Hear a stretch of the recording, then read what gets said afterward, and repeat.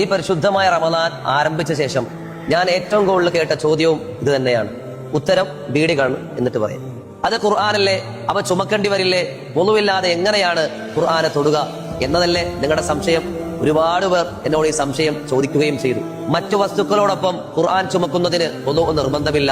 Saudi അടക്കമുള്ള രാജ്യങ്ങളിലാണ് ഏറ്റവും കൂടുതൽ ഖുർആൻ അച്ചടിക്കുന്നത്. അവിടുന്ന് നമ്മുടെ നാടുകളിലേക്ക് ഖുർആൻ എത്തുന്നത് ഫ്ലൈറ്റ് മാർഗം ഡെലിവറി ചെയ്തിട്ടല്ലേ, അല്ലാതെ എങ്ങനെ കൊണ്ടുവരിക? അത് കൂട്ടത്തോടു കൂടി കൊണ്ടുവരുമ്പോൾ വുളുവിന്റെ ആവശ്യമില്ല. അതുകൊണ്ടാണ് അങ്ങനെ ചെയ്യുന്നത്.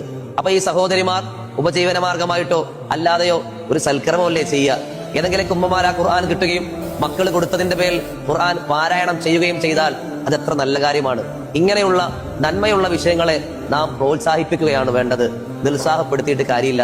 നമ്മൾ പലരും ഉംറയും ഹജ്ജും കഴിഞ്ഞ് വരുമ്പോ ഖുർആൻ കൊണ്ടുവരുന്നില്ലേ? അല്ലാതെ തന്നെ ഇന്ത്യയിലേക്കും കേരളത്തിലേക്കും ധാരാളം ഖുർആൻ എത്തുന്നില്ലേ? ഇതെല്ലാം ഫ്ലൈറ്റ് മാർഗം ഡെലിവറി ആയിട്ടാണ് എത്തുന്നത്. പല ആൾക്കാരും വ്യത്യസ്തങ്ങളായ സാഹചര്യങ്ങളാണ് അത് കൈകാര്യം ചെയ്യുന്നതും നമ്മളിലേക്ക് എത്തുന്നതും. അതുകൊണ്ടാണ് മറ്റു വസ്തുക്കളോടൊപ്പം ഖുർആൻ ചുമക്കുന്നതിൽ വുളു നിർബന്ധമില്ല.